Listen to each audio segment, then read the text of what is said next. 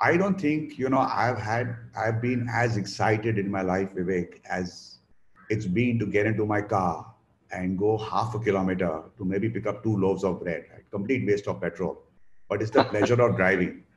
And I know Exactly. that, there are people who've broken rules and there are cars taking people to their hometown where they are, right? I'm sure there's something very interesting that you have to talk to us about mobility. And of course, the Absolutely. lockdown movement. Yeah. Yeah, thank you, Sunil. Yeah, I think personally, when like everybody else on the panel have said, unprecedented times, lots of learning, and for me personally, two things have stood out. A deep realization that how little we really need to get by, on a daily basis, how we have consistently cluttered our life with gadgets and brands and articles and many stuff. I think that is kind of unraveling pretty rapidly, and deep realization that you can actually have a pretty contented, pretty full life with far less. I think that is really settling in personally for me.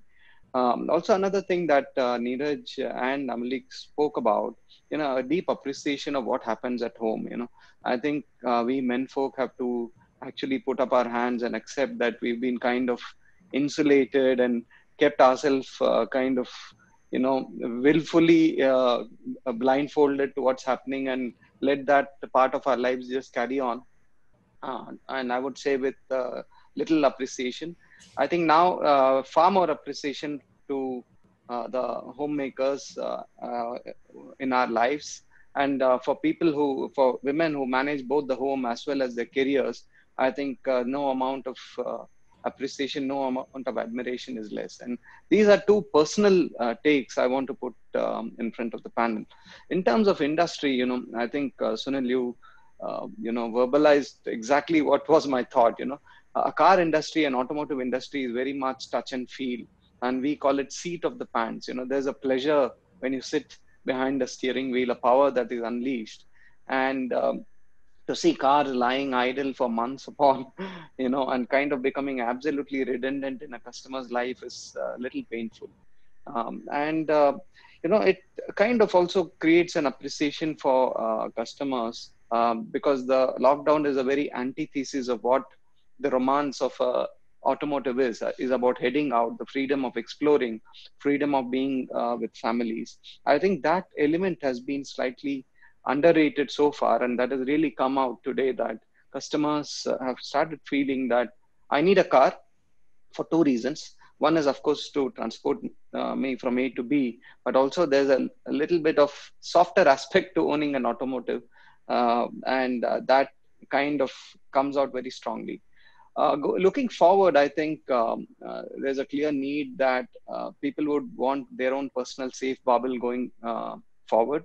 Um, Surveys and studies across the world have shown that there's going to be an increasing preference for personal transportation. I think that would be clearly seen in India as well. People would want to travel in their safe bubble and have more predictability, have more control over their safety. So broadly, we are working on this direction: how to make car ownership much more democratized. How do we make it easily accessible? We are working on much, a differentiated kind of ownership cycles, be it probably subscription models, a low EMI approach, so that people can get into that ownership cycle very fast. In terms of safety, I think I can proudly say that Tata Motors is one of the manufacturers who have always put safety right up front. We put money behind the claim. We prioritize safety in our cars. And when I say safety, this is on-road safety. We were the first five-star global NCAP-rated manufacturer in the country when we came out with the compact SUV Nexon. We followed it up with a hatchback as well.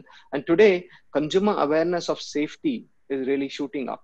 So, under the umbrella of COVID, an overall sense of safety, a heightened awareness of safety among all of us and across all strata of society is very, very visible. So, I think intuitively, since Tata Motors is so aligned with safety, there's going to be clear preference in terms of our brand is what we estimate, and we are going to live up to that as well.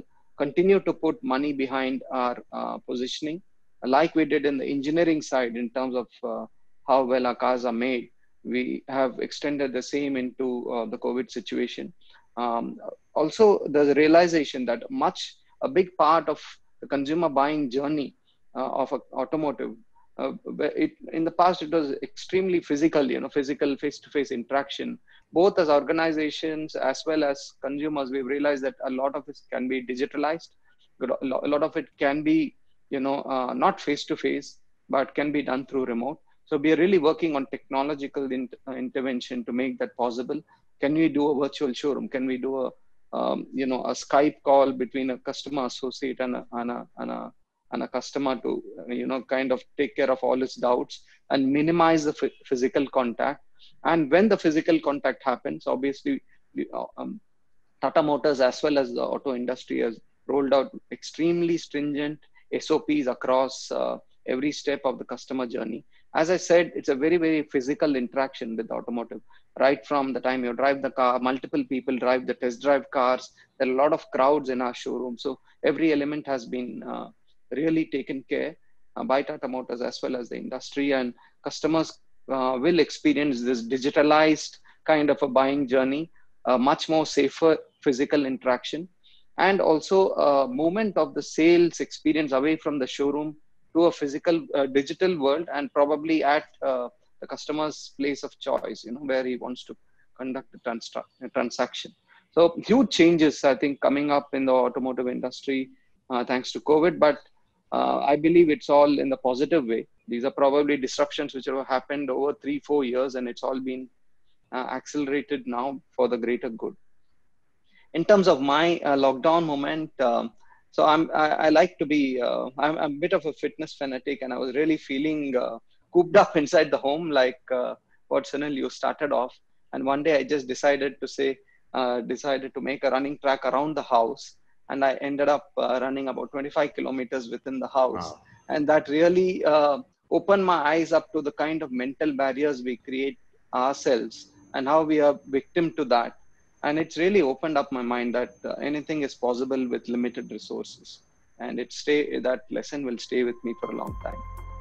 That's amazing. 25 kilometers, I'd get vertigo if I ran that in that fashion.